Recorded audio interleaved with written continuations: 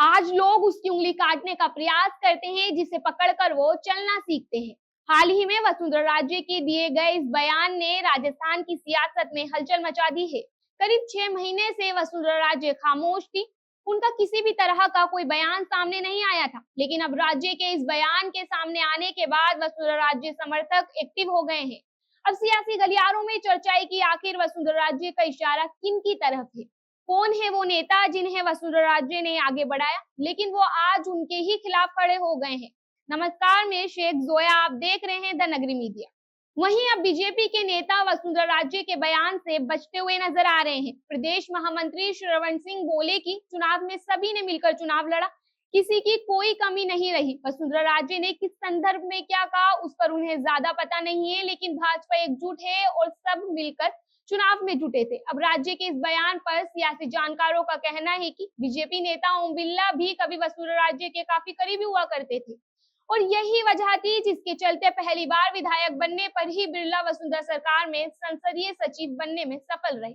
जल्दी बिरला ने दिल्ली में बेहतर रिश्तों के जरिए अपना अलग वजूद बना लिया और 2023 में वसुंधरा के मुकाबले मुख्यमंत्री पद के दावेदार में गिने जाने लगे। राजेंद्र राठौर का राजनीतिक जीवन भाजपा में आने से पहले ही शुरू हो चुका था, लेकिन राठौर कभी राज्य के बेहद विश्वास पात्र रहे हैं।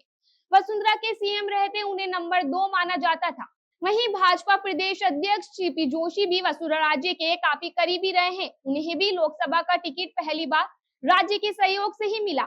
वसुंधरा सरकार में अफसर रहे अर्जुन राम मेघवाल 2009 में पहली बार सांसद बने थे, तब वो वसुंधरा राजे के साथ थे, लेकिन बीकानेर की लोकल पॉलिटिक्स ने उन्हें राज्य से दूर कर दिया। इसी तरह केंद्रीय कृषि मंत्री भागीरथ चौधरी भी वसुंधरा के नजदीकी रहे हैं। इन नामों के अलावा भी कई ऐसे नेता हैं जो आज भजनलाल सरकार में मंत्री हैं, जिनके राजनीतिक सफर में राज्य की अहम भूमिका रही है। लेकिन अगर वसुंधरा राजे की बात की जाए तो बीजेपी के कई दिग्गजों के विचार भी राज्य के बारे में उनके बयान जैसे ही थे।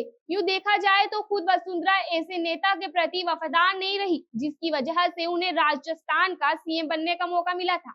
पूर्व केंद्रीय मंत्री जसवंत सिंह ने अपने मार्गदर्शक भैरों सिंह शेखावत की सलाह को दरकिनार कर वसुंधरा राजे को मुख्यमंत्री बनाने में अहम भूमिका निभाई थी।